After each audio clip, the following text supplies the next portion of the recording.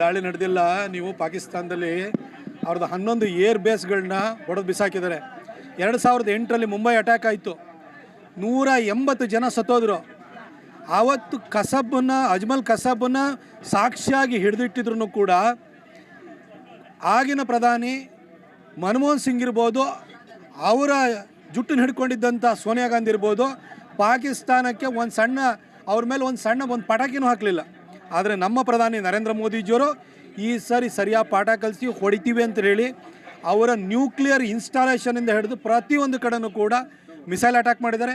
ಹಾಗೆ ಚೈನಾದಿಂದ ಏನು JF-17 IC-10 ಈ ಥರದ್ದೆಲ್ಲ ಏನು ಅವರು ಮಿಸೈಲ್ಸ್ಗಳನ್ನ ಫೈಟರ್ ಜೆಟ್ಗಳನ್ನೆಲ್ಲ ತೊಗೊಂಡಿದ್ರು ಅವನು ಹೊಡೆದು ಬಿಸಾಕಿದ್ದಾರೆ.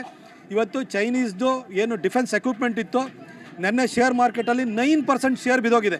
ಅಂದರೆ ನಮ್ಮ ಭಾರತದ ಬ್ರಹ್ಮೋಸ್ ಅನ್ನೋದು ಇರ್ಬೋದು, ಆಕಾಶ್ ಇರ್ಬೋದು, ಪಿನಾಕ ಇರ್ಬೋದು, ಯಾವ ರೀತಿ ಚೈನಾದವರು ಭಾಳ ಪ್ರಬಲವಾದ ದೇಶ, ಭಾಳ ಹೈಲಿ ಅಡ್ವಾನ್ಸ್ಡ್ ಎಕ್ವಿಪ್ಮೆಂಟ್ಸ್ ಇದೆ ಅವ್ರ ಹತ್ರ, ಮಿಲಿಟ್ರಿ ಫೈಟರ್ ಜೆಟ್ಸ್ ಇದೆ ಅಂತ ಹೇಳಿದಲ್ಲ, ಈ ಒಂದು ಮಿತ್ತನ್ನು ಬ್ರೇಕ್ ಮಾಡಿಬಿಟ್ಟಿದ್ದಾರೆ.